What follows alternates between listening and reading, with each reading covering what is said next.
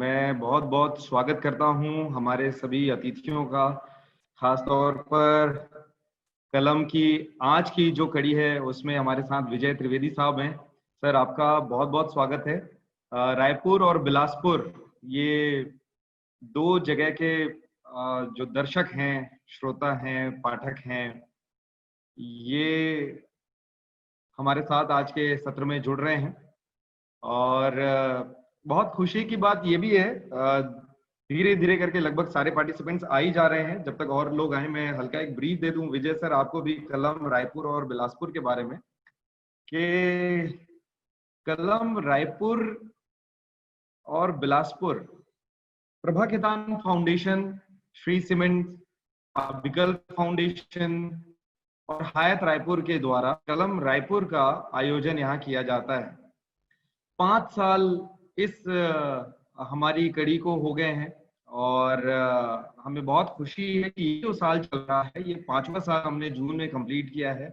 और 5 साल पूरे करने के बाद जैसे हमने 6ठे साल में प्रवेश किया है, तो पहला सत्र हम आपके साथ कर रहे हैं। जून का जो सत्र था हमारा, वो पिछला था, 5वां साल कंप्लीट करने वाला।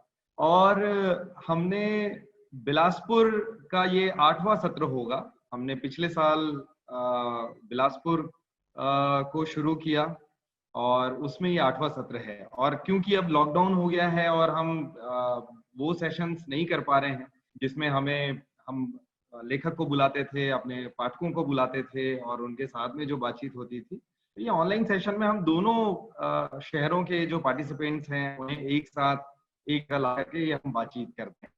लेकिन जो प्रोटोकॉल्स थे हमारे, जिस तरीके से हमने इस पूरे प्रोग्राम की रूपरेखा तय की है, वो उसी तरीके से है जैसे हमारा पिछले जो सेशन चलते थे, उसी तरीके से। तो आज हमें बहुत खुशी हो रही है कि विजय सर ने हमारा आवेदन स्वीकार किया, आमंत्रण स्वीकार किया और इस सत्र में आप आए हैं।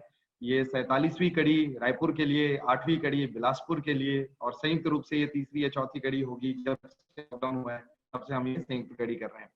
बहुत ज्यादा वक्त हम लेते नहीं हैं, क्योंकि जो कलम का उद्देश्य है प्रोग्राम को लेकर के, वो बिल्कुल क्लियर है कि लेखक और पाठक के बीच में एक संवाद स्थापित करने की कोशिश है। तो ये करेंगे।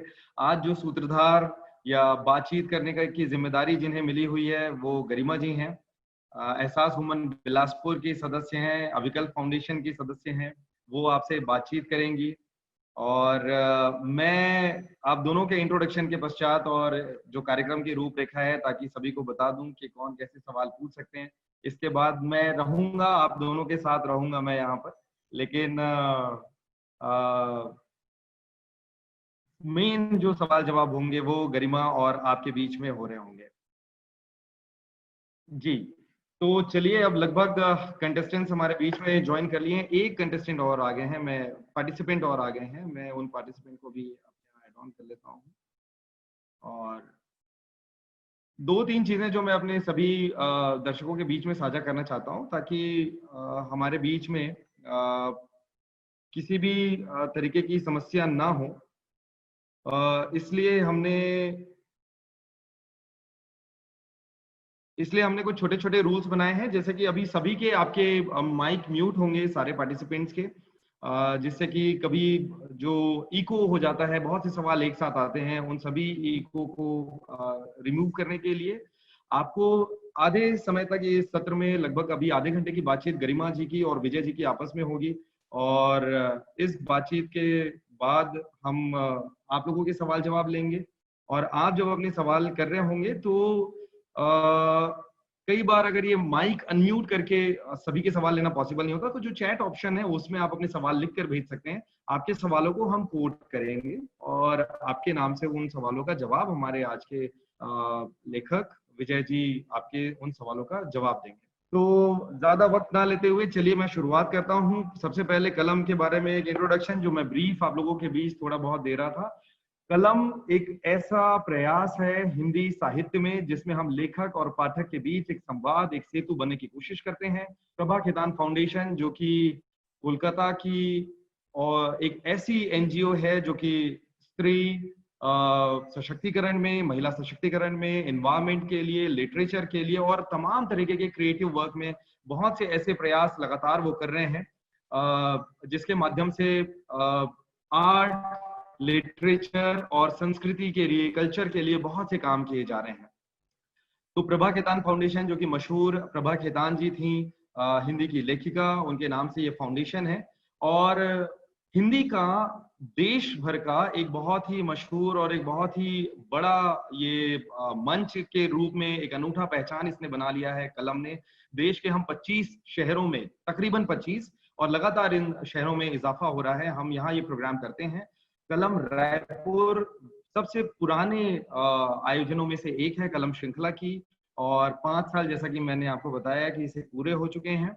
और इसके बाद कलम बिलासपुर की हमने शुरुआत की थी, और कलम बिलासपुर में हम ये प्रोग्राम अटेंड कर लगातार ऑर्गेनाइज करते जा रहे हैं, जहाँ का जिम्मेदारी गरिमा जी निभाती हैं, एहसास वुमन की सदस्य हैं।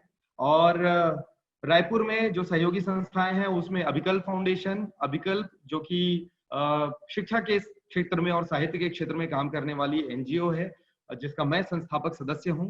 और ये जो संस्था है ये ग्रामीण क्षेत्र में शिक्षा के लिए, ग्रामीण बच्चों की शिक्षा के लिए बहुत सारे काम कर रही है।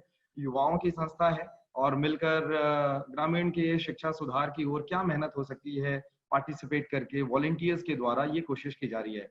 हयात रायपुर का हमें बहुत विशेष सहयोग मिलता है, जो कि लगातार हमारे साथ जुड़ी हुई संस्था है।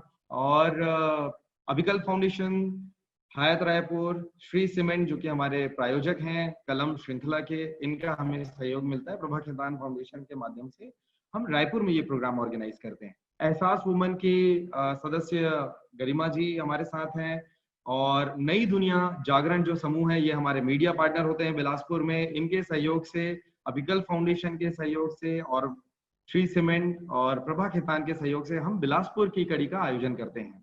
तो ये एक ब्रीफ परिचय है प्रोग्राम के बारे में। और अब आज जो हमारे बीच में मॉडरेटर के रूप में गरिमा जुड़ी हुई है, मैं गरिमा के बारे में बता दूं। गरिमा जी एहसास वुमन की सदस्य हैं, फिजियोथेरेपिस्ट हैं। फिजियोथेरेपिस्ट यानी कि लोगों की हड्डियों के साथ वो काम करती हैं। और थोड़ी देर पहले जब वो बात कर रही थी तो कह रही थी कि लोग अपनी हड्डियों में हड्डियों के दर्द के साथ उनके पास आते हैं, लेकिन उन्हें बिल्कुल बखूबी दौड़ाते हुए घर तक पहुंचाना या उन्हें अपने कदमों पे मजबूत खड़े करना, ये उनकी कोशिश होती है। बहुत ही संघर्षों के साथ एक ग्रामीण परिक्षेत्र आरंग जैसी छोटी जगह से इनकी जर्नी शुरू हुई, और उसके बाद अपनी फिजियोथेरेपी के पश्चात लगातार रोटरी और तमाम तरीके की सामाजिक संस्थाओं में वो जुड़ी हुई हैं। अभिकल्प फाउंडेशन की संस्थापक सदस्यों में से एक हैं, और फिलहाल बिलासपुर में वो अपनी साइड से प्रैक्टिस कर रही हैं और अपनी कोशिश कर रही हैं। मुझे लगता है कि गरिमा जी के बारे में इतना कहना ठीक है। ज्यादा हमें बातचीत करनी है हमारे विजय त्रिवेदी साहब के बारे में, जो कि हमारे आज के मेहमान लेखक हैं। विजय त्रिवेदी जी, राजस्थान पत्रिका से आपने अपनी शुरुआत की। नेशनल एडिटर और एनडीटीवी इंडिया में कंसल्टिंग एडिटर की भूमिका आप निभा चुके हैं। राजस्थान पत्रिका में आप 2 बार अपनी पारी खेल चुके हैं, और उन्होंने अपने करियर की शुरुआत भी राजस्थान पत्रिका से ही की थी। एनडीटीवी में रहते हुए विजय त्रिवेदी संसद और राजनीतिक खबरें आप कवर करते थे। राजनीतिक विषय पर आपकी जबरदस्त पकड़ है। आपने चक्रव्यूह, आज का एजेंडा, हॉटलाइन, सवाल आपके और रविवार आईना जैसे कई मशहूर शो आपने होस्ट किए हैं। दिनमान, धर्मयुग, साप्ताहिक, हिंदुस्तान और रविवार के लिए नियमित आप स्तंभ लिख चुके हैं। जी न्यूज और दूरदर्शन और AIR पर भी कई शो की आप एंकरिंग कर चुके हैं। राजस्थान पत्रिका में करियर की शुरुआत करने के बाद नवभारत टाइम्स के जयपुर एडिशन में और इंडिया टुडे के लिए भी आपने काम किया है।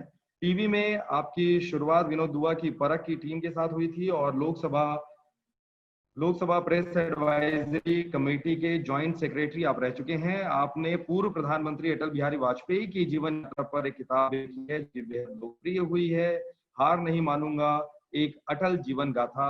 इस किताब के प्रकाशक कंपनी हार्पर कॉलिंस है। इसके अलावा और भी, जहां तक मेरी जानकारी है, आपने सर आपकी 4 किताबें आ चुकी हैं, और कुछ जिन जानकारियों में मेरी त्रुटियां होंगी उसे आज की बातचीत में ये दुरुस्त हो जाएंगे। आज की बातचीत में बहुत कुछ निकलेगा। हम जानने की कोशिश करेंगे विजय जी के अपने सफर के बारे में, अभी के वर्तमान मीडिया इंडस्ट्री के हालातों के बारे में, पॉलिटिक्स और मीडिया के रिलेशनशिप के बारे में कुछ पकड़ होगी, और इन सब के इतर भी प्रोफेशनली जिस तरीके से विजय जी का जो सफर रहा है उसके इतर भी।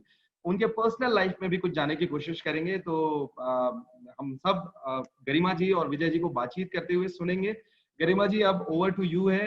विजय जी, आप दोनों की बातचीत को हम सुनेंगे। जो मेरे जहन में सवाल होंगे वह मैं पूछूंगा। साथ ही साथ आधे घंटे की बातचीत जो अगली होने वाली है, पहले ये कुल 1 घंटे का सत्र होगा। 11 मिनट मैंने लिए हैं, हम अगले 1 घंटे बातचीत करने वाले हैं। तो गरिमा जी अपने सवाल पूछेंगे, फिर जो सवाल लोगों के, जो पार्टिसिपेंट्स हमारे बीच हैं, इनके साथ जो रहेंगे, उनमें हम उन्हें लेते हुए आपको जो सवाल पूछने होंगे, आप जैसा मैंने बताया कि आप टाइप कर सकते हैं और आप अपने पॉइंट्स रेज कर सकते हैं। तो over to you now, please carry on, Garima ji और विजय जी।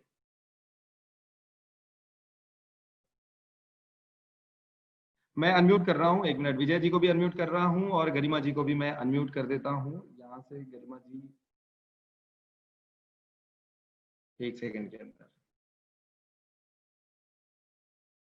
गरिमा जी आपको भी मैंने कर दिया है। आप मुझे सुन पा रहे हैं? जी बिल्कुल, आपकी आवाज आ रही है और बस 2 मिनट के अंदर मैं विजय जी को भी अनम्यूट कर।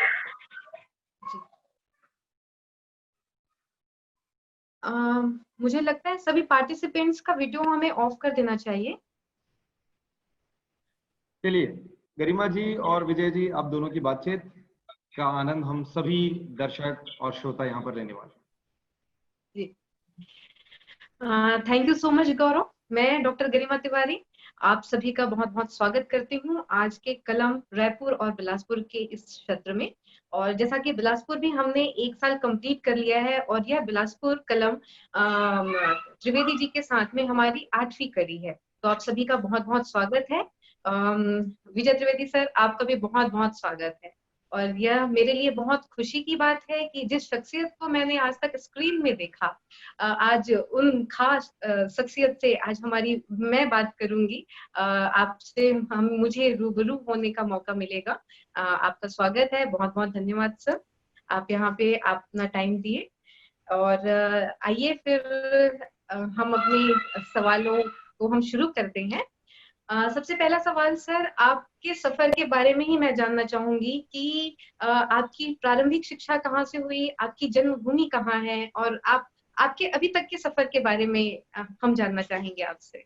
जी गरिमा जी, पहले तो बहुत बहुत शुक्रिया आपको, आपके साथ बात करने का मौका मिल रहा है, ये मेरे लिए बहुत खुशी की बात है।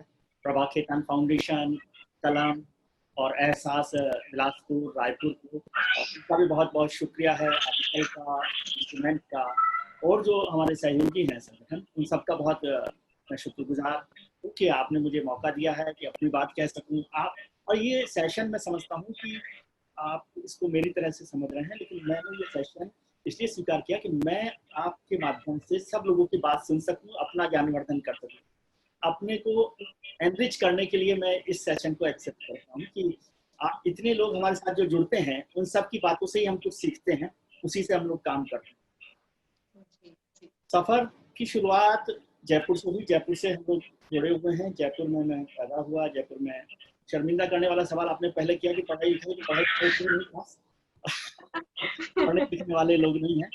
राजस्थान यूनिवर्सिटी से पोस्ट ग्रेजुएशन किया, जर्नलिज्म किया, और उसके बाद राजस्थान पत्रिका से 1984 में हमने सफर शुरू किया था। फिर 1985 में नवा टाइम्स को लॉन्च किया था, वहाँ 10 साल वहाँ पर काम किया। फिर टेलीविजन, जब प्राइवेट टेलीविजन शुरू हुआ तो बुआ के साथ हम लोगों ने परख शुरू किया 92 में, जो दूरदर्शन का पहला प्राइवेट प्रोडक्शन था प्रोग्राम, उसको शुरू किया है। फिर एनडीटीवी किया, जी न्यूज़ की लॉन्चिंग टीम में हम लोग रहे, स्टार न्यूज़ की लॉन्चिंग टीम में हम लोग रहे, सहारा के साथ काम किया, न्यूज नेशन के साथ काम किया, बहुत सारे चैनल्स के साथ काम किया। फिर डिजिटल चैनल हम लोगों ने शुरू किया। राजस्थान में एक और चैनल फर्स्ट इंडिया हम लोगों ने शुरू किया था, बीबीसी के साथ काम किया है। अभी सत्यहिंदी.com के साथ हम लोग काम कर रहे हैं। तो लगातार जो थोड़ा बहुत पढ़ना लिखना समझ आया है वो कर रहे हैं। जो लोग समझाते हैं, जो लोग सिखाते हैं उसको, या जो अनुभव से सीखते हैं, उस सब पर हम लोग काम कर रहे हैं। एक बात जो मैंने सीखी जिंदगी में कि पिछले 25 साल 30-35 साल के एक सफर में, कि हम आज की बात कर रहे हैं कि आज़ाद देश में हम लोग रह रहे हैं। तो किस्सा मुझे याद आता है, वहाँ से हम बात शुरू करते हैं कि बलराज साहनी साहब हैं, फिल्म एक्टर हुआ करते थे बड़े, उन्होंने एक किस्सा लिखा था अपना कि आज़ादी से पहले वो रावलपिंडी से श्रीनगर जा रहे थे और श्रीनगर जाते वक्त रास्ते में बारिश वारिश हो गई तो पूरी सड़क जो है खराब हो गई, टूट गई और सारी दोनों तरफ जो गाड़ियां थी वो रुकी हुई थी। काफी पीडब्ल्यूडी की कोशिश के बाद काफी हल्ला कर रहे थे लोग कि सड़क ठीक हुई, लेकिन जब एक दिन की एक्सरसाइज के बाद सड़क ठीक हुई, पुल बना हुआ था, जो पुल टूट गया था उसे ठीक किया तो कोई जाने को तैयार नहीं था। जो लोग हल्ला कर रहे थे उनमें से कोई सड़क क्रॉस करना नहीं चाहता था, पुल क्रॉस नहीं करना चाहता। उन गाड़ियों की भीड़ में से एक गाड़ी निकली, उसमें एक अंग्रेज था। उस अंग्रेज ने पूछा कि क्या हो गया, क्यों लोग नहीं जा रहे? तो बताया गया कि किसी की हिम्मत नहीं है इस पुल को पार करने की, पहले कौन पार करे। तो वो अंग्रेज निकला, उसने अपनी गाड़ी निकाली और वो सड़क को पुल को पार करके चला गया और उसके बाद सब लोग चले गए। इस बात का जिक्र मैं इसलिए कर रहा हूँ कि ये हमारी मानसिकता का प्रतीक है। अंग्रेज वो जो था वो एक आजाद देश का बाशिंदा था और हम लोग उस वक्त गुलाम थे। तो गुलाम देश की जो मानसिकता है वो फैसले लेने की हिम्मत नहीं देती। ये बात तो बलराज साहनी ने भले ही 75 साल पहले की लिखी हो, अभी 2022 में हम आजादी के 75 साल मना रहे हैं। ये सवाल मेरे मन में आज भी है कि क्या हम उस गुलामी की मानसिकता से निकले हैं? क्या हम हिम्मत से फैसले कर सकते हैं? क्या हम नए रास्ते पर चलने की बात कर सकते हैं? क्या हम जो गांधी ने जब लड़ाई लड़ी थी तो अंग्रेजों के खिलाफ पूरी लड़ाई लड़ी, आज़ादी की लड़ाई लड़ी, क्या आज की तारीख में हम मौजूदा सिस्टम, मौजूदा सरकारें, राज्य की सरकारें हों या केंद्र की सरकारें हैं, उनके सामने सिर उठाकर खड़े हो सकते हैं? ये सवाल मेरे मन में आज भी है। जी सर, बिल्कुल। तो आपको क्या लगता है कि यह कैसे होगा? मतलब ये जो आपका सवाल मैं फिर से आपको ही पूछ रही हूँ कि हम इसमें कैसे बदलाव ला सकते हैं या हम कैसे सशक्त रूप से हम खड़े हो सकते हैं? हिम्मत करने की बात है। वही मैं सवाल कर रहा हूँ सबसे कि हिम्मत क्यों नहीं है हमारी। आज आप मीडिया के साथ हम लोग जुड़े हुए हैं, मीडिया पर बात कर रहे हैं। यदि मैं मीडिया पर कुछ बोलूँ तो अपने ऊपर ही बोल रहा हूँ, किसी दूसरे के लिए नहीं बोल रहा। लेकिन आज जो हमारी मीडिया की, हमारे साहित्य की, हमारे अखबारों की, टेलीविजन चैनल की जो स्थिति है, उसमें क्या किसी में सच बोलने की हिम्मत है? क्या हम सरकारों से सवाल खड़े कर सकते हैं? क्या हम हमारे सिस्टम के खिलाफ खड़े हो सकते हैं? ये जो हिम्मत नहीं है, तो हम जो भाषण देते रहते हैं, ये जो प्रवचन जिसे मैं कहता हूँ, प्रवचन का सिलसिला चलता है, पत्रकारिता हम नहीं कर रहे, हिम्मत हम नहीं दिखा रहे, ये सब चीजें जो हैं वो नहीं होती। और दूसरी बात मैं कहता हूँ कि बड़ा पत्रकार वो नहीं है जो प्रधानमंत्री के खिलाफ आर्टिकल लिख दे या मुख्यमंत्री के खिलाफ आर्टिकल लिख दे। बड़ा पत्रकार तो वो है जो बिलासपुर में बैठे और डीएम के खिलाफ भी लिखने की हिम्मत कर सके, एसपी के खिलाफ भी लिखने की हिम्मत कर सके। जब हम एसपी के खिलाफ, जब हम दारोगा के खिलाफ लिखने की हिम्मत करते हैं, जब हम वहाँ के बड़े अस्पताल के सुपरिटेंडेंट के खिलाफ लिखने की हिम्मत करते हैं, क्योंकि वहाँ हमारा जुड़ाव है। हमारी तो कोशिश है कि हम सत्ता के साथ जुड़े रहें।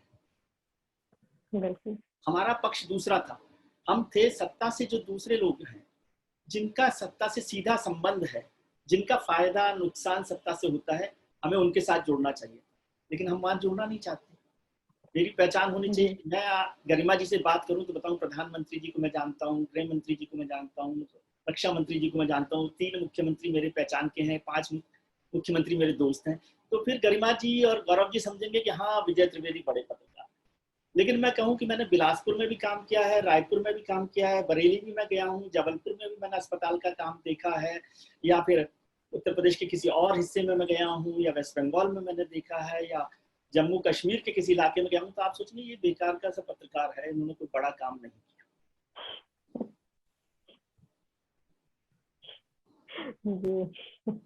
नहीं सर, आपको तो हम शुरू से देखते आ रहे हैं और आप की शख्सियत आप जो है उसे हमें बताने की जरूरत नहीं है। और तो आपको मैं ये फिर से पर्सनल सवाल से मैं आती हूँ कि आपको पत्रकारिता का जुनून कहाँ से आया? मतलब क्या आपने अपने बचपन में ही आपने सोच लिया था कि मुझे इसी को मुझे अपना भविष्य चुनना है? ऐसा तो नहीं है, क्योंकि पत्रकारिता उस समय जब मैंने 1984 में शुरू की तब तो पत्रकारिता का भविष्य नहीं होता था जी। लोग समझते नहीं थे कि पत्रकारिता में कोई भविष्य है जी।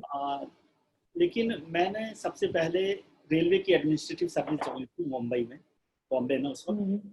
और मैं वहाँ पर एडमिनिस्ट्रेटिव सर्विसेज में ज्वाइन करके 2 महीने काम किया, तो मुझे लगा कि ये जगह मेरे लिए नहीं है। और मैं वो रेलवे की एडमिनिस्ट्रेटिव सर्विस को छोड़कर जयपुर आ गया और उससे 1/4 तनख्वाह पर मैंने राजस्थान पत्रिका को ज्वाइन किया। लेकिन मुझे वो तसल्ली लगी, उस दफ्तर में, उस तनख्वाह में, उस काम में मुझे आनंद था। ये फैसला लिया था मैंने। तो बहुत सारे लोगों ने उस समय भी मुझे मूर्ख कहा था, पागल कहा था, बेवकूफ़ कहा था, और उसमें लोगों के सोच में बदलाव नहीं आया। वो अब भी मुझे मूर्ख समझते हैं, बेवकूफ़ समझते हैं, पागल समझते हैं, क्योंकि मैं लगातार ऐसी गलतियाँ, बेवकूफ़ियाँ करता रहा। लेकिन तब से मुझे लगा कि मैं अच्छे से सांस ले पा रहा हूँ, खुल के सांस ले पा रहा हूँ, अपने मन की बात कर पा रहा हूँ। जी, और फिर इसी से आपने लेखन की भी शुरुआत की? जी, लेखन की शुरुआत काफ़ी देर से की। पहले पत्रकारिता में चल रहे थे तो अखबारों में तो रोजाना लिखना ही होता था। फिर अखबारों को छोड़कर टेलीविजन में आए तो 1.5 मिनट के पत्रकार हो गए, क्योंकि 1.5 मिनट लिखना है, 1.5 मिनट की स्टोरी करनी है, 30 सेकंड का, 20 सेकंड का P2C करना है, तो वो हुआ। और जब फिर मुझे बुक के लिए चैलेंज मिला कि आप किताब लिखिए, क्योंकि मैं 90 से भारतीय जनता पार्टी दिल्ली में कवर कर रहा था और उस समय अटल बिहारी वाजपेयी, लाल कृष्ण आडवाणी, मुरली मनोहर जोशी, इन सब लोगों के साथ मिलना जुलना था। तो मेरे पब्लिशर ने कहा कि आप वाजपेयी जी पर किताब लिखें। तो एक बड़ा चैलेंज था, क्योंकि उस वक्त तक 2015-14 की बात है, तो तब तक तो हम 1.5 मिनट से ज़्यादा स्क्रिप्ट ही नहीं लिखते थे। तो मुझे लगा कि 300 पेज की किताब लिखना ये तो मुमकिन ही नहीं होगा। लेकिन फिर काम शुरू किया, उन्होंने कहा अपने अनुभवों को लिखिए, लोगों से मिलकर लिखिए। तो वो करते करते सारे जो अच्छे लोग थे, इंटेलिजेंट लोग थे, गरिमा जी जैसे, गौरव जी जैसे और सब लोग, उन सब ने मिलकर उस पर पार लगा दिया और वो किताब बन गई। और वो बेस्ट सेलर भी रही, बहुत चली भी किताब, बहुत अच्छे से वाजपेयी जी को किताब को लोगों ने लिया भी। उसके बाद एक और किताब यदा यदा ही योगी, उत्तर प्रदेश के मुख्यमंत्री पर लिखी। लेकिन उस किताब का फैसला भी तब किया था जब लोग सोचते भी नहीं थे कि उत्तर प्रदेश में मुख्यमंत्री योगी आदित्यनाथ होंगे। यानी ये नहीं है कि आदित्यनाथ के मुख्यमंत्री बनने के बाद किताब बाद में आई, लेकिन उसका फैसला, उस पर पब्लिशिंग का काम और वो सारा काम पहले हो चुका था। और उसके बाद किताब लिखी भारतीय जनता पार्टी पर, जो बीजेपी कल, आज और कल, तो वो जनसंघ से लेकर अभी तक की किताब है। लेकिन ये कोई भी किताब किसी भी व्यक्ति का प्रोपेगेंडा बुक नहीं है। उस पर जो मेरी समझ की राय है, उसमें हो सकता है बहुत सारी गलतियां हो सकता है आपको बहुत सारी बातें नहीं समझ में आए, आपको पसंद ना आए, लेकिन वो किताबें, तीनों में से कोई किताब किसी भी व्यक्ति का प्रोपेगेंडा नहीं है। और उन तीनों किताबों में से यानी कि वाजपेयी जी ने या योगी आदित्यनाथ ने या भारतीय जनता पार्टी ने कोई योगदान उसमें नहीं दिया। ये तीनों किताबें पब्लिशर्स ने, हार्पर कॉलिंस ने और दूसरे वेस्टलैंड ने लिखी, उनका आदेश था, उस पर मैंने पूरी किया। हो सकता है उन लोगों को भी बहुत पसंद नहीं आई हो, जरूरी नहीं है कि उनको पसंद आई हो, लेकिन ये मकसद भी नहीं था हमारा कि उनको पसंद आए या ना आए। सर, किताब बेस्ट सेलर रही है तो पसंद तो आनी ही है, सभी को आई हुई है जी। और इसी बीच में मैं आपसे अब फिर आपकी किताब पे ही हम मूव करते हैं। तो आपको सबसे अच्छा मतलब यदि मैं पूछूं तो आपको दोनों किताबों में से कौन सी किताब आपको ज्यादा अच्छी लगती है, योगी जी के ऊपर लिखी हुई या अटल जी के ऊपर? जाहिर है अटल जी पर लिखी हुई किताब सबसे अच्छी लगती है। व्यक्तित्व के तौर पर भी अटल जी पर अच्छी लगती है, लेकिन अटल जी पर किताब व्यक्तित्व के तौर पर ही नहीं, इसलिए भी क्योंकि उनका जो पॉलिटिकल लाइफ था वो 50 साल था। तो जब वो किताब लिखी गई तो वो हिंदुस्तान की, आजाद हिंदुस्तान की राजनीति के 50 साल पर वो किताब है। अच्छा। उसमें वो सारी एक्सरसाइज है। उसमें यदि आप इमरजेंसी पर जानना चाहते हैं तो वो आपको पता पड़ेगा, देश के पहले चुनाव के बारे में आप जानना चाहते हैं तो वो पता पड़ेगा, नेहरू और सबसे यंग MP के तौर पर वाजपेयी, उन दोनों के बीच के रिश्ते के बारे में पता पड़ेगा, इमरजेंसी के बारे में पता पड़ेगा, जनता पार्टी कैसे बनी है वो पता पड़ेगा, जनता पार्टी से टूटकर भारतीय जनता पार्टी कैसे बनी है वो उसमें जानकारी है, राम मंदिर के पूरे मूवमेंट पर उसमें जानकारी है, संघ पर पूरा एक चैप्टर है, RSS पर, और RSS में और वाजपेयी में क्या फर्क है और क्या RSS के वो स्वयंसेवक हैं या नहीं है, इस सब की चर्चा है। कांग्रेस और वाजपेयी के रिश्तों पर चर्चा है, पाकिस्तान और भारत के रिश्तों पर चर्चा है, चाइना और भारत के रिश्तों को लेकर किस तरह से बात होती है, विदेश नीति पर चर्चा है। तो एक पूरा स्पेक्ट्रम, 50 साल की हिंदुस्तान की राजनीति आपको समझ में आती है। आज जब हम नेहरू को लगातार आलोचना के उसमें रखते हैं, तो उसमें वो किस्सा भी है कि जब अटल बिहारी वाजपेयी विदेश मंत्री बनते हैं और विदेश मंत्रालय के दफ्तर की सीढ़ियां उतर रहे होते हैं, तो गैलरी में देखते हैं कि वहां पर पहले नेहरू की फोटो लगी हुई थी, वो फोटो नहीं है। तो वो अपने ऑफिसर्स को, एनईए के जो ऑफिसर्स हैं उनको बुला के पूछते हैं कि यहाँ नेहरू जी की फोटो लगी थी, वो कहाँ गई। तो वो बताते हैं कि सर हमने सोचा कि रिजीम बदल गई, क्योंकि वो जनता पार्टी के विदेश मंत्री थे, इसलिए वो हटा दी गई है। तो उनका नहीं, इसको क्यों हटाना है, और वो फोटो वहां पर वापस लगाई गई। महत्वपूर्ण नहीं है, लेकिन एक डिफाइन करती है बहुत सारी चीजों को। जी बिल्कुल सर। अब मैं आपसे और जानना चाहती हूँ कि पत्रकारिता और राजनीति एक दूसरे से बहुत दूर नहीं होते, तो आप अटल बिहारी वाजपेयी जी से लेके योगी तक की भाजपा को आपका नजरिया क्या है देखने का? भारतीय जनता पार्टी वाजपेयी से योगी तक बहुत बदली है। जैसे दुनिया बदली है, जैसे जमाना बदला है, वैसे ही भारतीय जनता पार्टी भी बदली है। वाजपेयी की बात, भारतीय जनता पार्टी जनसंघ जो थी वो स्ट्रगल की पार्टी थी जी। वाजपेयी के लिए मुश्किल था 1980 में जनता पार्टी तोड़कर भारतीय जनता पार्टी बनाना। वो भी एक बड़ा मुश्किल दौर था। यदि आप इस किताब को पढ़ेंगे तो समझ में आएगा कि क्यों जनसंघ दोबारा नहीं बनाई गई, क्यों जनसंघ की बजाय भारतीय जनता पार्टी वाजपेयी ने बनाई। और उसमें जो भारतीय है वो भारतीय जनसंघ से लिया गया, और जनता पार्टी से लेकर वाजपेयी ने किस तरह से गांधीवादी समाजवाद को एक नए तरीके से शुरू किया। और 1984 में जब वो 2 सीटों पर आती है पार्टी, तो किस तरह का एक वाजपेयी निशाने पर आते हैं और पार्टी के ऊपर लोग हंसा करते हैं कि ये पार्टी की तो मतलब कब्र खुद गई, अब ये कभी खड़ी नहीं होगी। और उसी के नेता जो हैं वो 1996 में प्रधानमंत्री भी बनते हैं। तो उस जमाने की बात थी। और उस जमाने में एक नेता होते थे भैरों सिंह शेखावत। वो किससे सुनाते हैं कि लोग दरी लेकर आते हैं मीटिंग्स के लिए, टेबल लेकर आते हैं पूरी और पैकिंग करते हैं। आज की जो सरकार है, आज की जो भारतीय जनता पार्टी है, वहां पर 5 स्टार होटल्स से शुरू होती है, 5 स्टार होटल्स पे खत्म होती है। जी, एक चीज मैंने जिक्र किया योगी जी की किताब में कि भारतीय जनता पार्टी का जो राष्ट्रीय मुख्यालय है, नेशनल हेडक्वार्टर है दिल्ली में, वो दीनदयाल उपाध्याय मार्ग पर है। तो दीनदयाल उपाध्याय मार्ग पर 5 स्टार पार्टी ऑफिस है, उसके अंदर दीनदयाल उपाध्याय की मूर्ति लगी है। लेकिन मैंने लिखा कि दीनदयाल उपाध्याय मार्ग पर भारतीय जनता पार्टी के राष्ट्रीय मुख्यालय की बिल्डिंग है, जहां पर दीनदयाल उपाध्याय की मूर्ति भी लगी है। लेकिन शायद दीनदयाल उपाध्याय अगर आते होते तो वो उस दफ्तर में घुसने की हिम्मत नहीं कर सकते। अच्छा। तो ये फर्क भारतीय जनता पार्टी में है वाजपेयी या दीनदयाल उपाध्याय से योगी आदित्यनाथ तक। अब जब मीटिंग्स के प्लान बनते हैं, इलेक्शन कैंपेन बनते हैं, तो भारतीय जनता पार्टी में पहले ये तय होता है कि कौन सा नेता किस चार्टर्ड फ्लाइट से जाएगा, फिर कौन सी 5 स्टार होटल में ठहरेगा, फिर कहाँ कहाँ पर उनके पास कौन सी गाड़ियां होंगी, कितने लोग होंगे, ये सारी व्यवस्थाओं पर चर्चा होती। पहले चर्चा होती थी कि नेता जो है किस कार्यकर्ता के घर पर रुकेगा ज्यादा से ज्यादा, कौन सी ट्रेन से जाएगा, वहां होगा, फिर विश्राम होगा, फिर वहां से कार्यकर्ताओं के साथ वो जाएंगे। तो ये फर्क केवल भारतीय जनता पार्टी में नहीं आया है, सब लोगों में आया है। सब समय के साथ भी बहुत सारी चीजें बदली हैं, तो इसलिए केवल भारतीय जनता पार्टी को दोष देने की बात नहीं है, वक्त के साथ भी बहुत सारी चीजें बदली हैं। लेकिन अब देश की सबसे बड़ी पार्टी है, दुनिया की सबसे बड़ी पार्टी है भारतीय जनता पार्टी, तो उसके पास पैसे की कोई कमी नहीं है। ज्यादातर राज्यों में सरकार है, केंद्र में पिछले 6 साल से सरकार है, तो रिसोर्सेज जो हैं बहुत बड़े हैं। लेकिन फिर भी वो जो अपनी विचारधारा है उस पर अब भी किसी हद तक खड़ी हुई है।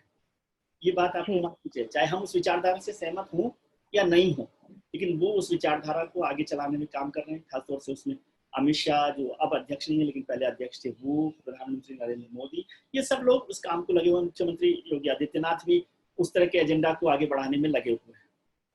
जी जी सर। तो क्या निकट भविष्य में अब हमें मोदी जी पे भी लिखी हुई आपके द्वारा किताब पढ़ने का मौका मिलेगा? मोदी जी पर तो अभी फिलहाल कोई किताब नहीं लिख रहा। पब्लिशर जो चाहते हैं उसके हिसाब से मैं कुछ किताबें लिखता हूँ, लेकिन मोदी जी पर बहुत सारी किताबें देश भर में आई हैं। कम से कम मेरे ख्याल से 250-300 किताबें इस वक्त तक लिखी जा चुकी हैं। तो अब शायद उस पर लिखने का, मोदी पर लिखने का कोई बहुत आवश्यकता नहीं, क्योंकि मैं उससे ज्यादा ज्ञान नहीं जानता जो किताबों में आ चुका है। जी जी।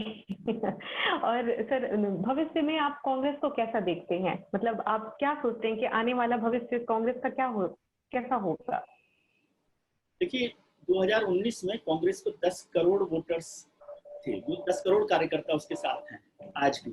130 करोड़ में से 10 करोड़ कार्यकर्ता आज, और कांग्रेस आज सबसे न्यूनतम स्तर पर है, अपने 44 सीटों पर है, 54 सीटों पर है, सबसे लोएस्ट लेवल पर वो पहुंच गई है। राज्यों में सरकारें उसकी नहीं रही है, जहां थी वहां से गिर रही है। मध्य प्रदेश की सरकार, आपके पड़ोसी राज्य की सरकार, वहां से चली गई है। राजस्थान में वो सरकार रहेगी या नहीं रहेगी, तो वो संकट भी हो रहा है। लेकिन इसको 1984 की भारतीय जनता पार्टी से कंपेयर कीजिए, तब पार्टी की केवल 2 सीटें थी, भारतीय जनता पार्टी की। राज्यों में कहीं सरकारें, विधायक नहीं थी, लेकिन वो सरकार पार्टी आज दुनिया की सबसे बड़ी पार्टी बन गई। तो पार्टियां विचारधारा से चलती हैं, कार्यकर्ताओं से चलती हैं, नेताओं से चलती हैं।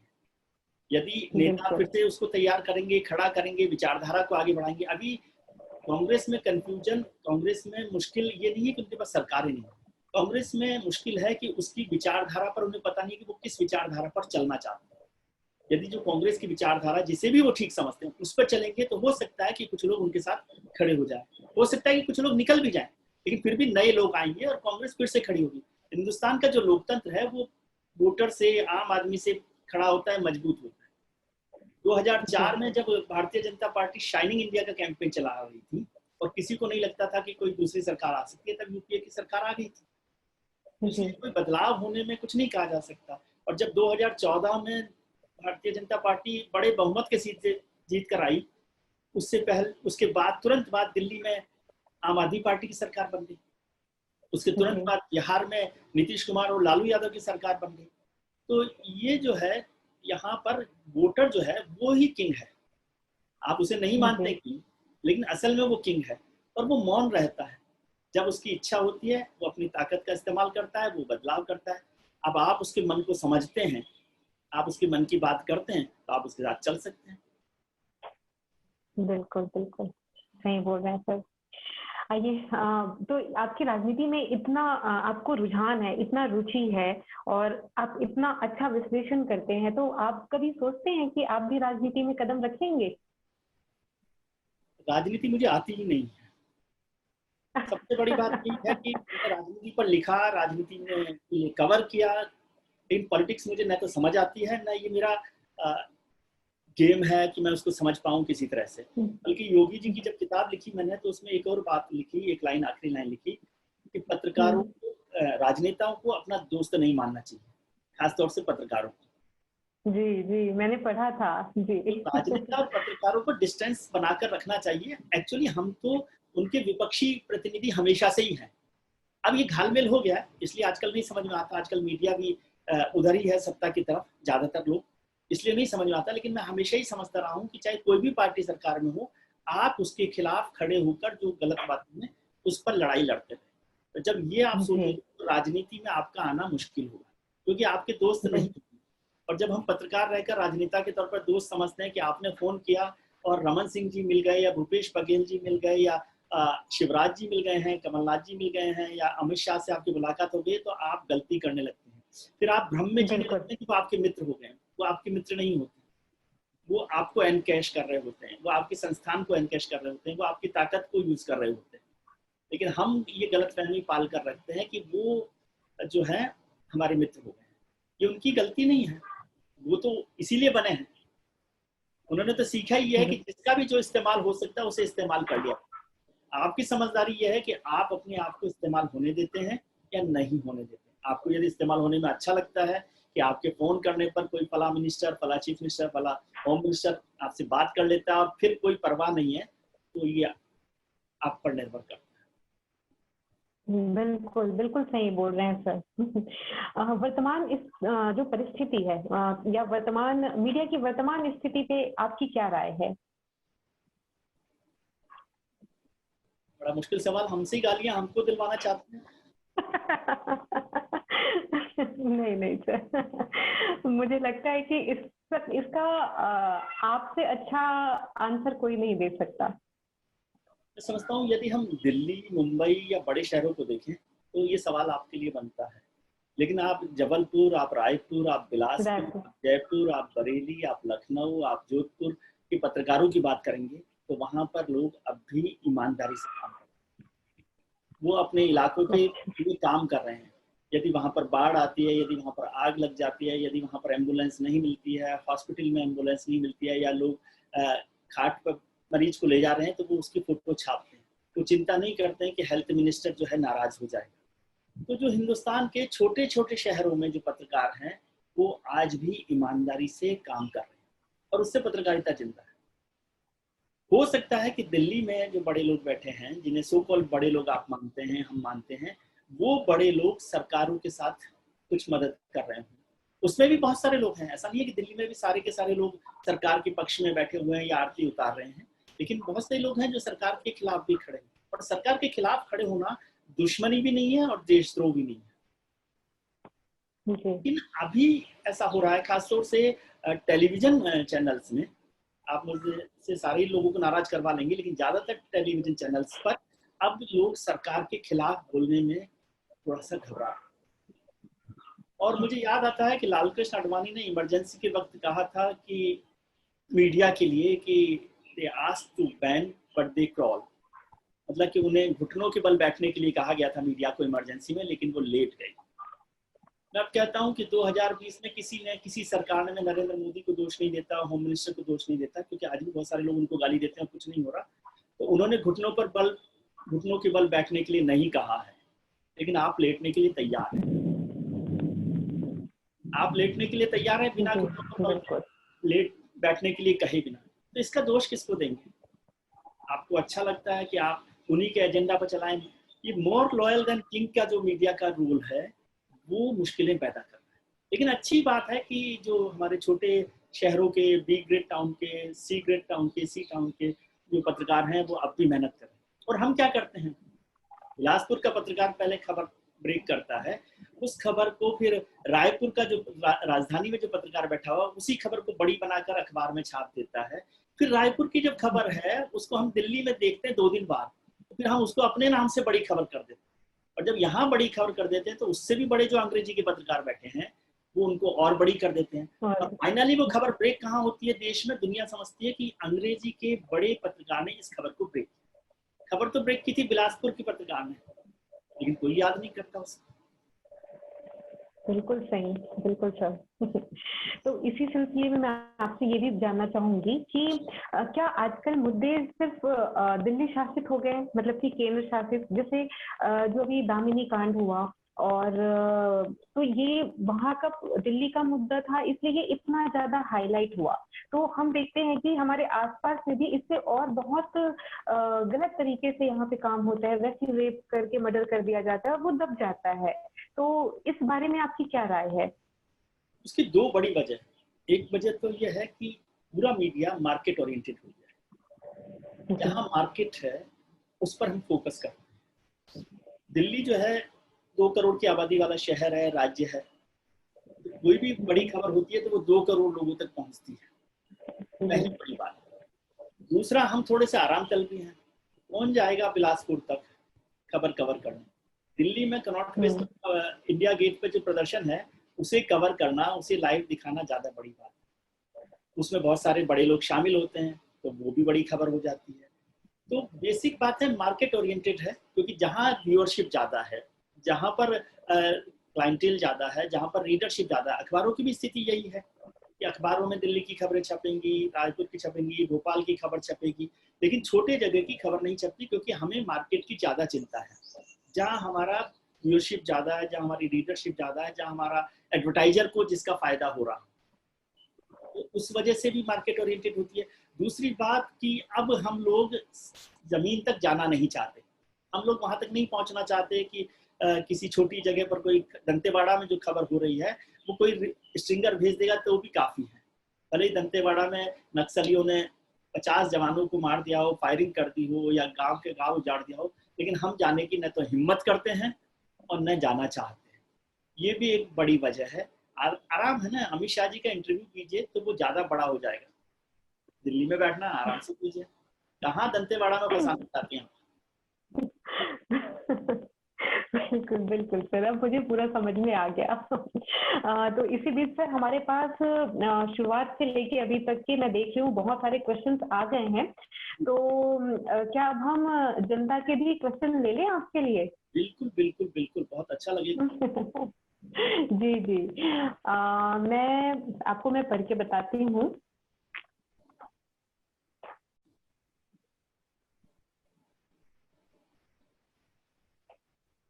बहुत बढ़िया सवाल जवाब का सिलसिला चल रहा है यहाँ पर। हम सब मिलकर आनंद ले रहे हैं। गरिमा जी जब तक सवाल पढ़ रही हैं हमारे दर्शकों की, उस बीच में सर कलम जाना जाता है अपने नॉन पॉलिटिकल प्लेटफॉर्म के लिए। मुझे अपनी समझ में याद आ रहा है पिछले 5 सालों में ये पहला सत्र होगा जिसमें हमने इतनी राजनीति पर बातचीत की है और इतना कांग्रेस और बीजेपी हुआ है।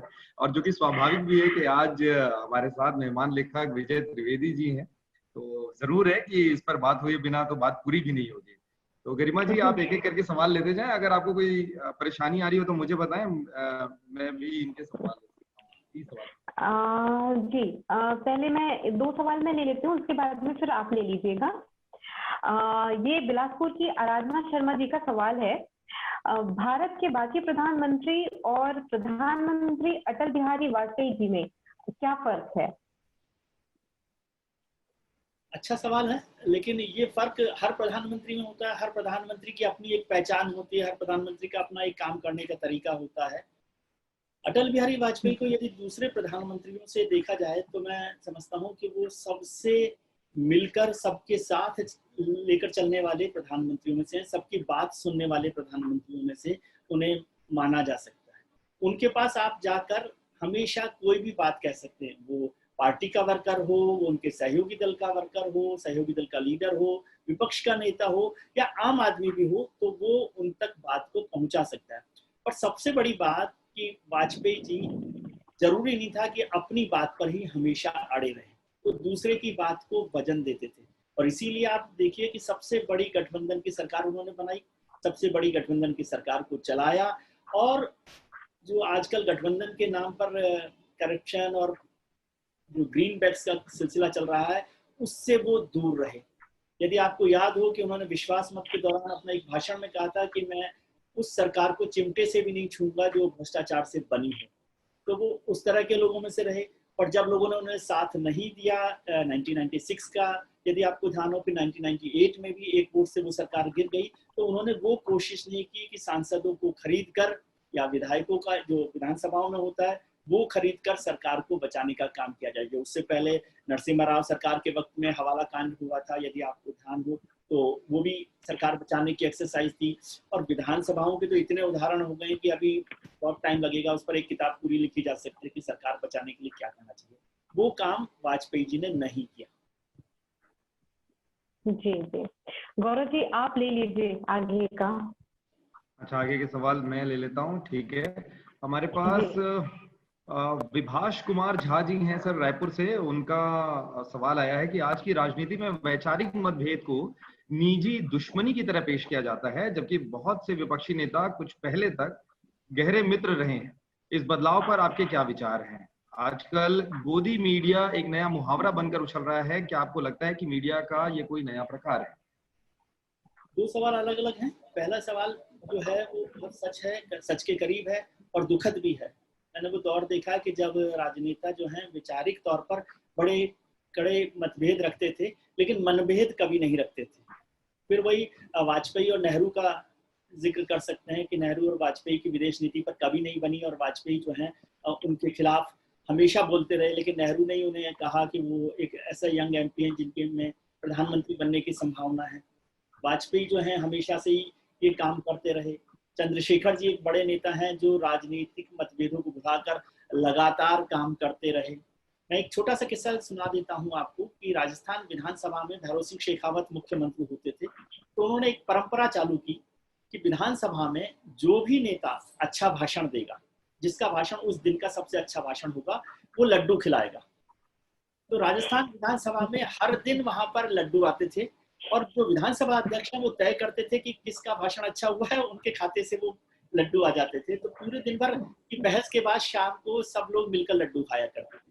और विधानसभा अध्यक्ष के कमरे में ज्यादातर बड़े नेताओं के घर से टिफिन आते थे, बड़े टिफिन, लंच बॉक्स, और वो सब मिलकर सबके लिए खुला हुआ होता था। वो सब लोग खाना खाते थे। भले ही उससे आधा घंटा पहले उन्होंने विधानसभा के अंदर उनकी आलोचना की हो, लेकिन वो दो नेता एक साथ बैठकर भोजन किया करते थे। तो ये जो परंपरा थी वो अब परंपरा टूट गई है, और खासतौर से पहले उत्तर भारत में ये परंपरा बहुत अच्छे से चल रही थी, लेकिन अब उत्तर भारत में भी ये परंपरा टूट गई। अभी कल लालजी टंडन साहब का निधन हुआ। लालजी टंडन भी ऐसे ही नेताओं में से थे जो जिन्हें लोग वहां पर बाबूजी कहते थे, और वो सबके लिए बाबूजी थे, चाहे वो समाजवादी पार्टी के लोग हों, बहुजन समाज पार्टी के लोग हों, कांग्रेस के लोग हों या और लोग हों। तो वो उनके घर के दरवाजे हमेशा ही खुले रहते थे, उनका फोन हमेशा रात को 12 बजे तक खुला रहता था, और वो राजनीतिक मतभेद नहीं रखते थे। लेकिन राजनीतिक मतभेद नहीं रखने का मतलब ये नहीं था कि वो मिलने जुलने का मतलब ये नहीं था कि वो गड़बड़ करते थे। वो अपनी राजनीतिक विचारधारा पर अड़े भी रहते थे। जी हाँ, तो अपनी राजनीतिक विचारधाराओं पे अड़े जरूर रहते थे, लेकिन मतभेद को मनभेद में पुराने जो राजनीतिज्ञ थे वो उन्होंने उस तरीके से आगे उसे बढ़ने नहीं दिया। जी। एक सवाल यहाँ पर प्रवीण तिवारी जी पूछना चाह रहे हैं, जो युवा पत्रकार हैं उन्हें कौन कौन सी बातों को ध्यान में रखना चाहिए, किस प्रकार की पत्रकारिता आगे करनी चाहिए, खास तौर पर निष्पक्ष पत्रकारिता? पत्रकारिता करनी है तो निष्पक्ष ही है, इसमें खास तौर से करने की जरूरत नहीं है। पहली बात। दूसरी बात है कि मैं कहता हूँ कि हिम्मत जो है ना, जो एक जर्नलिज्म का पहले वाक्य में कहता हूँ, डेयर टू आस्क, सवाल पूछने की हिम्मत रखना, ये पत्रकारिता का पहला लक्षण होना चाहिए, पहली बात होनी चाहिए। कि कोई भी सामने हो, वो सोनिया गांधी जी हो, वो नरेंद्र मोदी जी हो, वो लालकृष्ण आडवाणी हो, वो अमित शाह हो, वो नीतीश कुमार हो, वो शिवराज जी हो, वो भूपेश बघेल हो, कोई भी हो, उनसे आप सीधा सवाल पूछने की हिम्मत कर सकते। इसके लिए एक चीज मैं जनरली अपने यंग रिपोर्टर्स को कहता हूँ कि बॉडी लैंग्वेज पर अपने बहुत ध्यान दें। बहुत सारे मित्र लोग हैं मेरे, वो आमतौर पर पत्रकारों को भाई साहब, दीदी, बहन जी, इन शब्दों के संबोधन से है ना बात करते हैं, यही उनको कमजोर कर देता है। ये रिश्तेदारी पत्रकारिता में मत निभाइए राजनेताओं के साथ। कोई आपके भाई साहब नहीं है, कोई आपकी दीदी नहीं है, कोई आपकी बहन जी नहीं है, कोई अंकल नहीं। आप सीधे सीधे नाम के साथ सम्मान से, मैं उसको अपमान करने की बात नहीं कर रहा, लेकिन आप बघेल साहब कह सकते हैं, आप रमन सिंह जी कह सकते हैं, आप दिग्विजय सिंह जी कह सकते हैं, आप शिवराज जी कह सकते हैं, आप अमित जी कह सकते हैं, लेकिन भाई साहब मत बोलिए। जैसे ही आप भाई साहब बोलते हैं, राजनेता आप पर चढ़ जाता है। तो ये जो भाई साहब, बहन जी और दीदी का जो रिश्ता है ना, इसे खत्म कीजिए। जी हाँ, तो ये महत्वपूर्ण है। डॉक्टर प्रसन्न कुमार जी हैं रायपुर से, वो पूछना चाहते हैं, how media are playing the role to give directions to public mindset in these days. Media जो पब्लिक माइंडसेट तैयार कर रही है उस पर सवाल है। सर ये तो बड़ी मतलब सवाल अच्छा है, लेकिन गलत फहमी है। मीडिया के परसेप्शन से ये जनता समझती नहीं है, जनता अपने तरीके से समझती है। मीडिया ये समझता है कि वो परसेप्शन बना रहा है जनता में कि ऐसा ऐसा होना चाहिए। यदि ऐसा होता तो फिर सरकारें बदलती ही नहीं, कभी मीडिया ही चला रही होती, फिर मीडिया ही चला रहा होता। ये तो हमारा परसेप्शन, अब इसको हमारे ऊपर और मत चढ़ाइए। पहले ही हमारा दिमाग खराब हुआ पड़ा है कि हम चला रहे हैं सरकार, हम चला रहे हैं देश। जनता जो है वो बहुत समझदार है, वो आपको भी देखती है और वो समझती है कि आप कितने बेवकूफ हैं। तो प्रसन्न जी को कहिए कि आप मीडिया को भी समझाएं कि भाई आपका ये ड्रामा नहीं चलेगा, जनता नहीं समझ रही है आपका, आपके परसेप्शन पर नहीं चल रही, वो अपने रास्ते चल। बिल्कुल परसेप्शन में नहीं चलती हैं। एक सवाल यहाँ और आया है, मुझे बहुत अतुल जी हैं। गौरव, इसमें एक बात जोड़ दूं कि यदि जनता ऐसा परसेप्शन से नहीं चलती तो 77 में इंदिरा गांधी की सरकार नहीं जाती, 80 में फिर से इंदिरा गांधी वापस नहीं आती, 84 में भारतीय जनता पार्टी 2 सीटों पे नहीं जाती, और वही पार्टी जो है 1996 में और 98 में सरकार नहीं बनाती। बिल्कुल, तो जनता, जैसा आपने पहले भी कहा सर, कि जनता ही किंग मेकर है और वो शांत रहती है, वो अपनी बातें पब्लिकली वैसे नहीं बताती जो अंडर करंट उनके भीतर चल रहा होता है। पूर्णिमा तिवारी जी हैं, वो सवाल पूछ रही हैं आपसे कि यदि आप लेखक नहीं होते और पत्रकार नहीं होते तो आप किस क्षेत्र में होते? अब ये तो क्या किस्मत तय करती कि क्या था, लेकिन ये पत्रकार में बना तो चाहकर बना हूँ, अपनी इच्छा से बनाऊं। इसलिए इसकी जो बेवकूफियां हैं, इसकी जो रिस्क है, इसके जो खतरे हैं, इसकी जो गलतियां हैं, उस सब के लिए मैं अपने आप को जिम्मेदार मान सकता हूँ। आप मुझे जिम्मेदार ठहरा सकते हैं। पत्रकार नहीं होता 30-35 साल पहले मैंने शायद सोचा ही नहीं, क्योंकि मैं सरकारी नौकरी भारत सरकार की, भारतीय रेलवे की छोड़कर आया हूँ, तो इसलिए ये सोचना कि मैं क्या होता, उससे पहले मैं थिएटर कर रहा होता था, तो वो शायद अपनी वही कमोबेश हालत वही रहती मेरी जो आज है। जी हाँ। एक और सवाल आया है, संदीप जी का है, कांग्रेस और भाजपा के बीच क्या पत्रकारिता भी अपने को बांटकर स्वयं को क्या अब लोकतंत्र का चौथा स्तंभ साबित होगा? पत्रकारिता की निष्पक्षता पर सत्ता पक्ष के दबाव और विपक्ष की उलाहना के बीच जनता के समक्ष पत्रकारिता अपनी विश्वसनीयता साबित करने में सफल क्यों है? ठीक बात है। ये आरोप जो है, ये सवाल जो है, ये सवाल नहीं है, ये आरोप है, और इसमें काफी हद तक सच भी है। ज्यादातर लोग जो हैं अब ऐसा रखने लगे हैं कि वो अपने को एक पक्ष की तरफ रखने लगे। जब हमने जर्नलिज्म की थी तो कहा गया था कि आप बैलेंस होकर काम शुरू कीजिए। अब ये हो गया कि आप एक पक्ष रखिए, चाहे वो कांग्रेस की तरफ हो, चाहे भारतीय जनता पार्टी की तरफ हो, आप उसी विचारधारा को आगे बढ़ाने के लिए।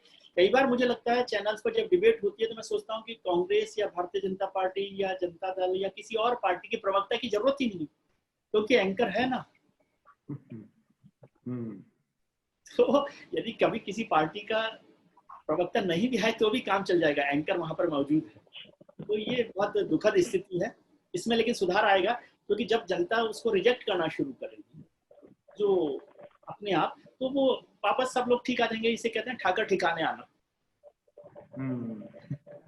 चाबी जनता के हाथों में है और वो जनता को पता रहनी चाहिए कि चाबी उसके हाथ पे है। ये मुझे लग रहा है कि आप ये कहना चाह रहे हैं। एक कल्पना मिश्रा जी का इसी से मिलता जुलता सवाल है जिसपे आप जवाब दे रहे थे, लेकिन मुझे लगता है कि इससे वाकई लोगों की दिलचस्पी है इस पर आपके और कमेंट जानने की। कल्पना जी रायपुर से पूछ रही हैं कि पत्रकारिता और तटस्थता जनता की राजनीतिक समझ को और मजबूत करती है, पर अब स्पष्ट दिखता है कि कौन सा मीडिया ग्रुप किस पार्टी के साथ है। ये लोकतंत्र के लिए खतरा है। आपके विचार इस पर वो जानना चाहते हैं। फिर मैं कह रहा हूँ कि हम लोग मीडिया को थोड़ा ज्यादा वेटेज देते हैं। लोकतंत्र जो है ना मीडिया से नहीं चल रहा, इस गलतफहमी को निकाल दीजिए। ये तो हमने ही अपनी दुकान चलाने के लिए बता दिया कि हम लोकतंत्र के वो हैं, रक्षक हैं। लोकतंत्र जनता से चल रहा है। आप सोचिए ना, 2004 में जिन लोगों ने कहा कि एनडीए की सरकार वापस शानदार तरीके से आएगी, लेकिन जनता ने तो बाहर कर दिया। 2014 में किसी को उम्मीद नहीं थी कि भारतीय जनता पार्टी इतनी बहुमत के साथ आएगी, लेकिन वो आ गए। नरेंद्र मोदी के लिए लोगों ने कितना, जैसे अडवाणी जी कहते हैं कि मोस्ट क्रिटिसाइज्ड पॉलिटिशियन है, उनको इतना बड़ा बहुमत मिलेगा ये कोई सोच सकता था? और उस समय नरेंद्र मोदी के पास, माफ कीजिए, मीडिया का उतना सपोर्ट नहीं था। वो मीडिया से बहुत क्रिटिसाइज पॉलिटिशियंस में से थे। तो ये तो हम अपनी दुकान अपने आप चलाते हैं कि अरे विजय त्रिवेदी ने लिख दिया तो अब तो बस जनता यही चलेगी। ऐसा नहीं होता।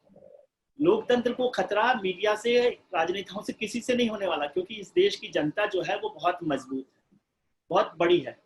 और ये आज की बात नहीं है। जब आजादी से पहले गांधी ने सोचा था कि अहिंसा के रास्ते से अंग्रेजों को हटाएंगे, तो 1% लोग भी ये नहीं समझते थे कि ऐसा होगा, लेकिन जनता को उनकी बात में भरोसा था, उस मुल्क को इस बात में भरोसा था। तो वो सरकार भी हट गई, अंग्रेजों की सरकार भी हट गई। तो अब तो ऐसा मत सोचिए, लोकतंत्र बचा ही रहेगा, लोकतंत्र मजबूत रहेगा जब तक कि ऐसे सवाल करने वाले लोग भी जिंदा है, तो सवाल ये करते हैं। और मीडिया को, ठीक है, सब चीजें आप देखते हैं ना, आप फिल्म भी देखने जाते हैं, आप थिएटर भी देखने जाते हैं, आप अखबार भी पढ़ते हैं, आप कहानी भी पढ़ते हैं, तो 2 घंटे उसके लिए भी समय दे दीजिए, लेकिन तय अपने आप कीजिए। लोकतंत्र मीडिया से नहीं बच रहा, इतना ना कह सकते, ना उसको खतरा होने वाला है। बहुत बढ़िया। आपने अभी इसी सवाल के जवाब में गांधी जी का जिक्र किया है और गांधी जी से ही संबंधित सवाल भी यहाँ पर हमारे दर्शक पूछना चाह रहे हैं कि गांधी जी के विचारों की वर्तमान प्रासंगिकता पर आपके विचार क्या हैं? शोभित वाजपेयी हैं जो ये सवाल पूछ रहे हैं। शोभित जी, प्रासंगिकता तो तब होगी कि जब गांधी जी जैसी हिम्मत हमारे में। गांधी और हम में फर्क क्या है? गांधी और हम में फर्क है सच और हिम्मत का। पिछले 70 साल में, 80 साल में, 100 साल में कोई ऐसा आदमी बताइए जो सत्य के प्रयोग, एक्सपेरिमेंट विद ट्रुथ जैसा लिख सकता। एक जमाना था कि जब लोग डायरी लिखा करते थे, वो डायरी चुपचाप अपने पास रखते थे, लेकिन उस डायरी में ये था कि जब डायरी आप रात को लिख रहे हैं तो सच लिखते हैं। आज कोई डायरी लिख रहा है, हम तो अपने लिए अपने आप से ही सच नहीं बोल सकते। गांधी की प्रासंगिकता कहाँ से होगी? गांधी की प्रासंगिकता तो हिम्मत से होती है। मैंने जिक्र किया कि उन्होंने ये प्रयोग किया, ये बात की कि अहिंसा के थ्रू जो है आजादी मिल सकती है। ये जो गलतियां गांधी ने की वो सार्वजनिक है सबके सामने। ये हिम्मत हम कर सकते हैं। जिस दिन ये हिम्मत करेंगे उस दिन ये प्रासंगिकता का सवाल भी नहीं रहेगा। और हिम्मत नहीं करेंगे तो प्रवचन के लिए बहुत अच्छा बात है कि हाँ, हमें गांधी को प्रासंगिक बनाना चाहिए। पर हिंदुस्तान में जो सबसे ज्यादा चीज काम में आती है, करेंसी, उस पर गांधी की फोटो छपी हुई है, तो भी हमें नहीं समझ में आता उसकी प्रासंगिकता। तो फिर क्या करें? सही है, बिल्कुल। तो गांधी की प्रासंगिकता एक बड़ा सवाल है। उनकी जितनी हिम्मत अभी हमारे पास वर्तमान में होना एक बड़ा सवाल है। अतुल हैं, युवा साथी हैं हमारे, रायपुर से बात कर रहे हैं। ये आपसे पूछना चाहते हैं, इन्होंने आपका एक साक्षात्कार देखा है, तो इनका सवाल है कि सर, आपके एक साक्षात्कार में हमने सुना था कि आडवाणी जी एक बार संसद में आपके साथ थे, तो एक कैबिनेट मंत्री उन्हें देखकर दूर से मुड़ गए, जबकि पहले उनके आसपास मंत्रियों का जमघट होता था। ऐसे बड़े नेता जिन्होंने नींव रखी, उनके साथ ऐसा सलूक क्यों, जब आज पार्टी बड़े बहुमत की सरकार में है? जी, यही सबसे इम्पोर्टेंट बात है। अब जो है प्रासंगिकता और उपयोगिता, वो सबसे इम्पोर्टेंट है। आप कितने उपयोगी हैं, आज कितने उपयोगी हैं। राजस्थान में, उत्तर भारत में कल जो है तीज मनाई जा रही है। ये जो कैबिनेट मिनिस्टर हैं वो आडवाणी जी के घर पे तीज का मेला मनाया करते थे। तीज की पूरी एक पूरा जश्न जो है आडवाणी जी के घर हुआ करता था। और उस दिन जब मैं और आडवाणी जी साथ बरामदे में जा रहे थे तो वो पीछे मुड़कर चले गए थे, क्योंकि उन्हें डर लगा कि कहीं आडवाणी जी उन्हें देख ना दे। क्योंकि अब आडवाणी जी की उपयोगिता उस पार्टी में नहीं रह गई है। अब जिसकी उपयोगिता है उसके साथ खड़े रहना है। लेकिन ये बात आडवाणी जी को भी वक्त पर रहते समझ में आ जाती तो शायद बेहतर था। हमें भी आज समझ में आ जाए कि ये सब खेल जो है उपयोगिता का है, कि आप कितने यूजफुल है। यूज एंड थ्रो की जो पॉलिसी है वो हमारी जिंदगी का सच है। लेकिन हम जब यूजफुल होते हैं तो हम ये समझते हैं ये तो सच है। जब गौरव जी तारीफ कर रहे हैं तो मुझे लगता है कि अरे गौरव जी सही बोल रहे हैं कि विजय त्रिवेदी अच्छा आदमी, समझे। तो सच को, खुद के बारे में जब समझने लग जाएं और उपयोगिता को समझने लग जाएं, इसमें कोई बुराई नहीं है। आप आडवाणी जी के लिए क्या लोग सोच रहे हैं क्या नहीं सोच रहे, क्योंकि जितना बड़ा संगठन, मुझे नहीं लगता कि हिंदुस्तान की, आजाद हिंदुस्तान की राजनीति में संगठन के तौर पर आडवाणी से बड़ा काम किसी ने किया हो। विचारधारा के तौर पर भी, संगठन के तौर पर भी। बल्कि बीजेपी की जो सेकंड जनरेशन, मानिए कि जो आज की जो जनरेशन है पॉलिटिकल लीडरशिप है, उसमें से 90% लोग आडवाणी जी के बनाए हुए, तराशे हुए, सिखाए हुए लोग। याद है आपको कि आजकल वो मार्गदर्शक मंडल की बैठक कब हुई थी पिछली बार? किसी को याद? तो सारा सवाल यहाँ पर प्रासंगिकता का है, उपयोगिता का है, और कब किसकी आवश्यकता कैसी है उसके हिसाब से उनके महत्व तय होते हैं।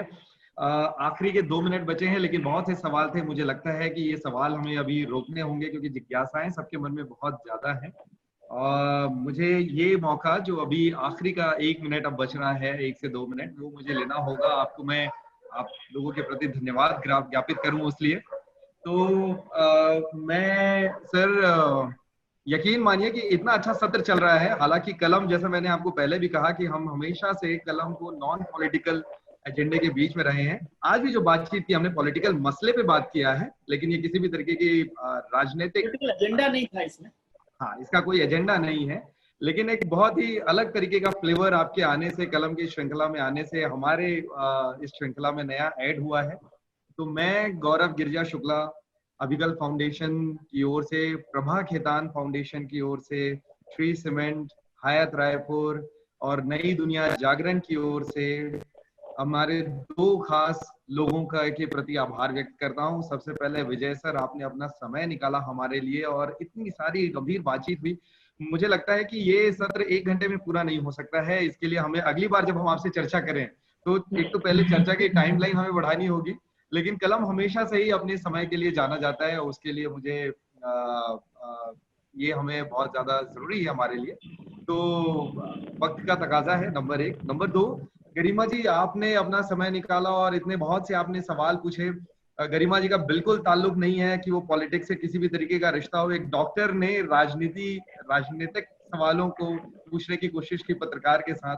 पत्रकार जो सवाल पूछने के लिए जाने जाते हैं उनसे सवाल पूछना अपने आप में बहुत कठिन होता है। तो ये जिम्मेदारी बखूबी गरिमा जी ने निभाई, आपका बहुत बहुत शुक्रिया।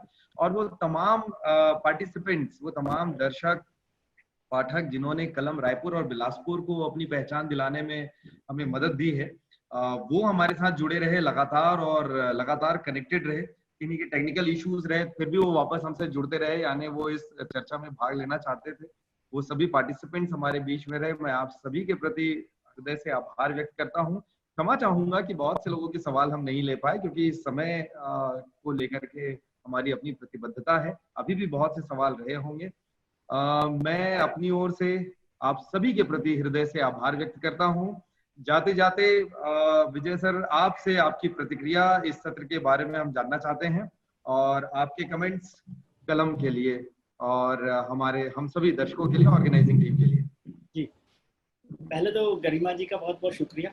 गरिमा जी को आपने है ना ऐसी एंकर के तौर पर, कंपेरर के तौर पर रखा जो फिजियोथेरेपिस्ट है, जिसको सही में पता कि कहाँ दर्द है, तो वो नब्ज को सही तरीके से पकड़ती है।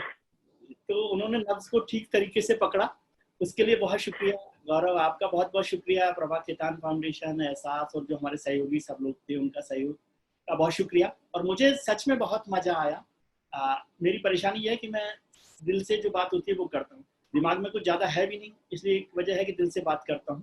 तो हो सकता है बहुत सारी बातें नहीं पसंद आई हों हमारे बहुत सारे लोगों को, लेकिन जितना मुझे समझ आया मैंने अपनी कोशिश से वो बात की है। मुझे बहुत मजा आया। सारे लोगों के जो सवाल थे बहुत अच्छा लगा मुझे। तो यदि कोरोना या ये दूरियां नहीं होती तो मैं सच में कह रहा हूँ कि मेरा बिलासपुर और रायपुर आने का मन था, सब लोगों के साथ मिलके बात करने का। प्रभा खेतान के बहुत सारे प्रोग्राम में मैं रहा हूँ, भुवनेश्वर में, पुणे में, चंडीगढ़ में, हम लोग जयपुर में, फरीदाबाद में बहुत सारे प्रोग्राम किए। बहुत मजा आता है। एहसास की जो महिलाओं की जो यूनिट है वो कमाल का काम कर रही है सब जगह, और उन सब लोगों से मेरा संपर्क लगातार बना हुआ, उनके से बातचीत भी होती रहती है। उन लोगों का बहुत वो इतना स्नेह रखते हैं, तो उस सब के लिए भी मैं इस पूरे फाउंडेशन का, इस पूरे प्रोग्राम का बहुत शुक्रिया अदा करता हूँ। और गौरव का बहुत खासतौर से कि जिस तरह से उन्होंने इतने आराम से इस सब बकवास को भी सुना और कोऑर्डिनेट किया। आप जो पत्रकारिता में हमेशा पॉज एंड पंच का बहुत महत्व होता है। आप इतने मंझे हुए कलाकार हैं कि एकदम, कलाकार वर्ड मुझे यूज नहीं करना चाहिए, इतने मंझे हुए पत्रकार हैं आप कि आपने बिल्कुल जहां पर अंडरलाइन करना है आप करके चल देते हैं सर। लेकिन बखूबी 3 बातें मैंने आपकी पकड़ने की कोशिश की। मैं तो पत्रकारिता का बहुत छोटा विद्यार्थी हूँ, आपसे बहुत कुछ सीखना है। लेकिन पहला बकवास तो बिल्कुल नहीं था, बहुत कुछ सीखने का मौका मिला। दूसरा, आपने बातों बातों में कहा था कि गौरव कह रहे हैं कि विजय की तारीफ की जाए, तो इसलिए विजय जी अच्छे हैं, ये वाली बात हल्के में बिल्कुल नहीं ली जा सकती। आप हैं बहुत अच्छे, बहुत ही बेहतरीन आपका काम है और आपका काम कहता है। जितनी भी तारीफ हमने की है वो सारी तारीफ बिल्कुल वास्तविकता पे आधारित है। कोई भी डिस्क्लेमर नहीं है इसमें कि जो बात की वो सब कल्पना वाली बात है करके, तो सारी चीजें बिल्कुल रियलिटी में है। एक बार पुनः आप सभी का हृदय से मैं आभार व्यक्त करता हूँ। विजय जी, आपको हमने कोरोना काल में ऑनलाइन तो बुलाया है और ऑनलाइन आप हैं, लेकिन इसका मतलब ये बिल्कुल नहीं है कि हम आपको छोड़ देंगे। आपको हम बिल्कुल आपके फिजिकल सेशन के लिए हम यहाँ पर बुलाएंगे, लाइव आप यहाँ पर होंगे हमारे साथ, और आपकी बातचीत होगी हमारे इन्हीं दर्शकों के साथ में, पाठकों के साथ में। आगे की आपकी जो किताब आप लिख रहे हो उसके लिए आपको बहुत सारी शुभकामनाएं। ये एक सवाल था जो बिल्कुल रह गया है, जो पूछा भी गया था। अभिजीत जी हैं, उन्होंने ये बातचीत पूछी थी कि आपका अभी कौन सा प्रोजेक्ट में आप काम कर रहे हैं, लेकिन हमने आभार प्रदर्शन का कार्यक्रम कर लिया है, इसलिए आपके सवाल मैं पर्सनल पूछूंगा और ये जवाब उन तक मैं जरूर पहुंचाऊंगा।